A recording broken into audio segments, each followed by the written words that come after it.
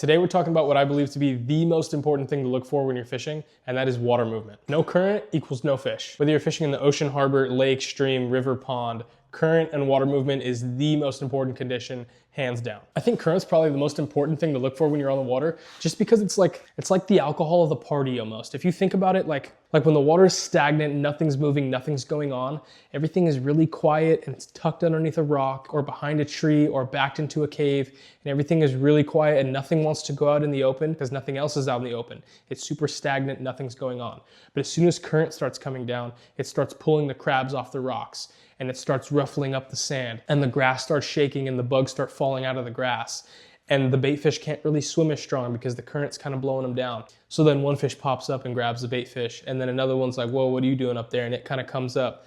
And then everything kind of just gets more and more and more comfortable to come up out of the grass and out of the structure and out of the caves because everything is up and moving around. It's the same thing even offshore when you have strong currents. Schools of bait can't really swim or stay tight because the current kind of washes them around, and they can still swim, but they can't swim very strong. And obviously the predatory fish can swim way stronger. So current kind of makes them a little bit easier to catch too.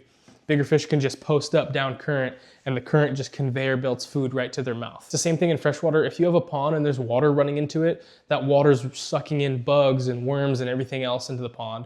And any bait fish that get in the water that's running in get automatically blasted out. So fish are just gonna sit there right in the water coming in and just let all that food get blown right into their mouths. It's just a no-brainer. If you're fishing on a flat, calm day with no wind and there's no water movement, you're gonna have to slow way down and fish something super boring on the bottom. But if you find an area with a little bit of breeze on it and the current has the water shifting around, you're gonna be able to throw a fast moving bait, and fish are gonna be super aggressive because everything's already up and churned and moving and alive. The first thing that crosses my brain when I pull up to fish a spot is how comfortable would a fish be in this area? Comfortable in relation to two things: eating and getting eaten. Eating being how easy is it to sneak up and ambush prey, and getting eaten, how easy is it to get spotted or eaten by a bird or a larger fish. Another thing that can help bring a body of water to life is wind. If you're on a pond or a lake and there's wind blowing across the whole thing in one corner, 9 times out of 10, that corner is gonna have the most life in it. That wind is blowing all the bugs and nutrients and everything else that you can't see into that corner, and all the life just automatically gravitates towards that. Fish hate stagnant water. It makes them uncomfortable hunting and being hunted.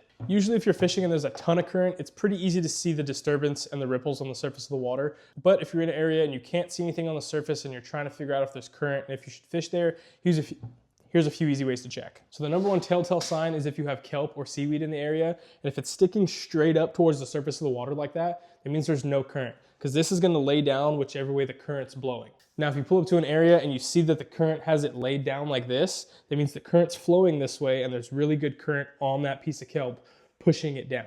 Now this creates kind of like a conveyor belt of food for any of the fish species living in the kelp, because they're just gonna sit right here inside the kelp stringers, and bait is gonna get blown down into the kelp by the current. If I pull up to an area and I notice the kelp laying down this way, I position my boat on this end, make a cast up here, and then fish my bait back through the kelp as if it was a bait getting blown down the current. You can also look for current if there's just like grass and stuff floating on the surface and it's blowing one way or the other. It's pretty obvious which way the current's pulling that stuff. And if it's just sitting perfectly still on the surface, that means there's no current there and it's probably not somewhere you want to fish. If you're fishing completely open water and there's no seaweed, kelp, or grass or anything floating to tell you which way the current's going, you could just stop and sit perfectly still and drop your line straight down. And whichever way your line goes is the way that the current's blowing. And if it goes straight down to the bottom without moving at all, it means there's probably not any current there and you don't want to fish there.